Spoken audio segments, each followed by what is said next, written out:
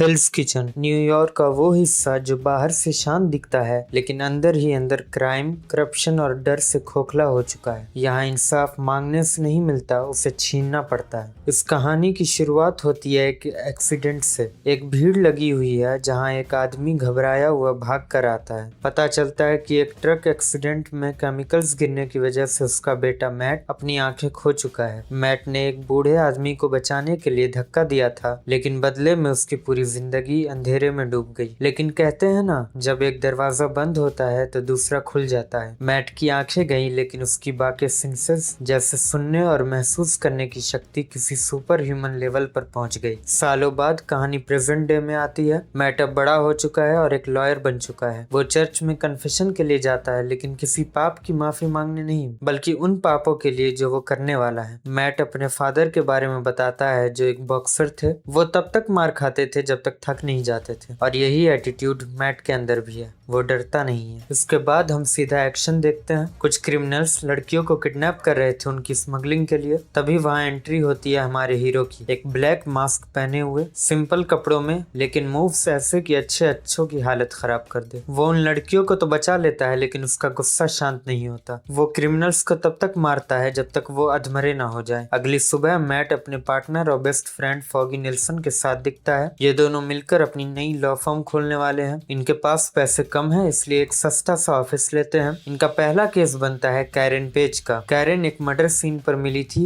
हाथ में खून और सामने उसके कोवर्कर डैनी की लाश। पुलिस उसे कल्प्रिट समझ रही है, लेकिन मैट उसकी हार्ट बीट सुनकर समझ जाता है कि वो सच बोल रही है। कैरेन को फंसाया गया है। कैरेन रिवील करती है कि उसने अपनी कंपनी यूनियन एलाइड में कुछ फाइनेंशियल घोटाला देखा था। मिलियंस के पेंशन अमाउंट्स गायब थे। जब उसने अपने बॉस से बात की तो उससे चुप रहने को कहा गया, और फिर ये मर्डर हो गया। मैट और फॉगी उसे जेल से निकलवाते हैं, लेकिन खतरा अभी टला नहीं था। एक हिटमैन कैरेन को मारने के लिए आता है, लेकिन मैट वहां पहुंचकर अंधेरे का फायदा उठाते हुए उस हिटमैन को बुरी तरह पीट देता है, और वो एविडेंस पुलिस तक पहुंचा देता है। कैरेन आजाद हो जाती है और ग्रेटिट्यूड में मैट और फॉगी के ऑफिस में ही काम करने लगती है। यहाँ से हमें विलन साइड का पहला ग्लिम्प्स मिलता है। जेम्स नाम का एक आदमी क्रिमिनल्स को हैंडल कर रहा है, जो किसी बॉस के लिए काम करता है। ये बॉस कौन है, ये अभी राज है। मैट अपनी हर रात मास्क्ड मैन बनकर क्राइम से लड़ने में बिताता है। एक रात वो रशियंस के एक ग्रुप को एक लड़के को किडनैप करने से रोकने जाता है, लेकिन वो बुरी तरह घायल हो जाता है। डस्टबिन में पड़ा हुआ मैट ब्लीडिंग कंडीशन में मिलता है क्लेयर टेम्पल को, जो एक नर्स है। क्लेयर पहले तो डरती है, लेकिन जब उसे पता चलता है कि ये आदमी क्रिमिनल्स को मार रहा है, वो उसकी मदद करती है। मैट उसे बताता है कि वो देख नहीं सकता, लेकिन सब सुन सकता है। इस बीच हमें मैट के पास के फ्लैशबैक्स मिलते हैं। उसके पापा जैक मर्डॉक एक बॉक्सर थे जो पैसों के लिए मैच हारने को मजबूर थे, लेकिन एक दिन अपने बेटे की निगाहों में हीरो बनने के लिए जैक ने मैच जीत लिया। इसका अंजाम बुरा हुआ और जैक को मार दिया गया। मैट ने अपने पापा की डेड बॉडी ढूंढी और वो अकेला रह गया। यही दर्द उसे आज लड़ने की ताकत देता है। प्रेजेंट में मैट रिकवर करता है और वापस उन रशियंस के पीछे जाता है। एक शानदार हॉलवे फाइट सीन में मैट टूटी फूटी हालत में होने के बावजूद दर्जनों क्रिमिनल्स को मारता है और उस किडनैप्ड बच्चे को बचा लेता है। अब कहानी में एंट्री होती है बेन यूरिक की, एक जर्नलिस्ट जो शहर के क्राइम वेब को एक्सपोज करना चाहता है। दूसरी तरफ मैट और फॉगी एक नए केस में फंसते हैं, जहां हेली नाम के एक क्रिमिनल ने एक आदमी को मारा था। जेम्स चाहता है कि मैट और फॉगी हेली का केस लड़े। मैट एक्सेप्ट करता है ताकि वो हेली के थ्रू उसके बॉस तक पहुंच सके। कोर्ट में मैट हेली को बचा तो लेता है, लेकिन बाद में मास्क्ड मैन बनकर उसे धोता भी है। डर के मारे हेली बस एक नाम लेता है, विल्सन फिस्क, और फिर खुद को ही मार लेता है, क्योंकि फिस्क का डर मौत से बड़ा था।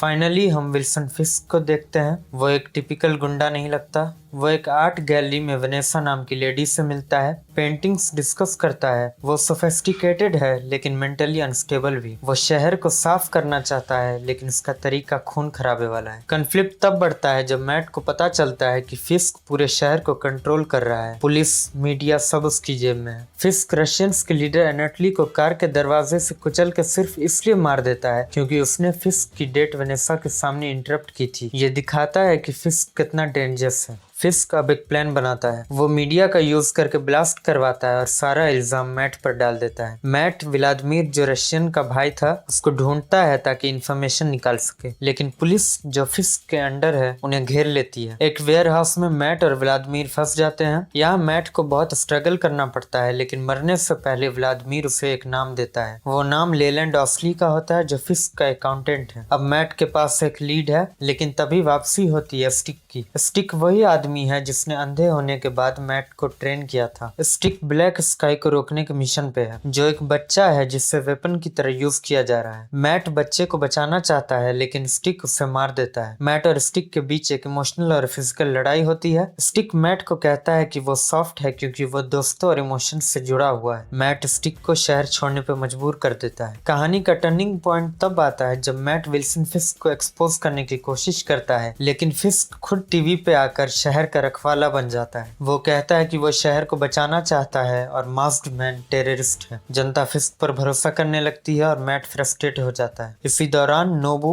एक निंजा जो फिस्क के साथ काम करता है, मैट को एक ट्रैप में बुलाता है। नोबू और मैट की फाइट बहुत ब्रूटल होती है। मैट लगभग मरने वाला होता है। जलते हुए कपड़ों के साथ वो किसी तरह नोबू को हराता है, लेकिन तभी फिस्क वहां आ जाता है। मैट के बुरी तरह घायल होने की वजह से फिस्क उसे आसानी से पीट देता है। मैट किसी तरह जान बचाकर वहां से भागता है और किसी तरह अपने घर पहुंचता है। यहाँ सबसे बड़ा इमोशनल झटका लगता है। फॉगी मैट के घर आता है और उसे बेहोश उसके कॉस्ट्यूम में देख लेता है। फॉगी को पता चल जाता है कि उसका अंधा दोस्त ही वो विजिलेंटी है। जब मैट होश में आता है तो फॉगी उसे गले नहीं लगाता बल्कि गुस्सा हो जाता है। उसे लगता है कि मैट ने उसकी दोस्ती में हमेशा झूठ ही बोला है। उनकी दोस्ती टूटने के कगार पे आ जाती है। वहीं दूसरी तरफ कैरेन और बेन यूरिक अपनी इन्वेस्टिगेशन जारी रखते हैं। वो फिस्क की मदर को ढूंढ निकालते हैं जो एक नर्सिंग होम में थी। वहां से उन्हें पता चलता है कि फिस्क ने बचपन में ही अपने अब्यूसिव फादर को हैमर से मार दिया था। ये फिस्क के खिलाफ एक काफी बड़ा सबूत था, लेकिन फिस्क को इसका पता चल जाता है। जेम्स, फिस्क का राइट हैंड, कैरेन को किडनैप कर लेता है। वो कैरेन को डराता है, लेकिन एक गलती कर बैठता है। वो गन टेबल पर छोड़ देता है। कैरेन बिना देर किए जेम्स को गोली मार देती है। ये कैरेन के कैरेक्टर का काफी बड़ा डार्केस्ट मोमेंट था। फिस्क जेम्स की मौत से पागल हो जाता है। दूसरी तरफ बेन यूरिक अपनी रिपोर्ट छापने वाला होता है, लेकिन फिस्क खुद उसके घर पहुंच जाता है। क्योंकि बेन ने फिस्क की माँ से बात की थी, फिस्क गुस्से में बेन यूरिक का गला दबाकर उसे मार देता है। ये मौत मैट और उसकी टीम के लिए बहुत बड़ा लॉस था। अब मैट अकेला पड़ गया है, लेकिन वो डिसाइड करता है कि अब कानून और ताकत दोनों का यूज करना होगा। वो मेल्विन पॉटर जो फिस्क के लिए सूट्स बनाता है उसके पास जाता है और उसे प्रोटेक्शन का वादा करके अपने लिए एक नया सूट बनवाने को कहता है, एक ऐसा सूट जो सिंबल बने। फिनाले की तरफ बढ़ते हुए मैट, फॉगी और कैरेन वापस एक टीम बन जाते हैं।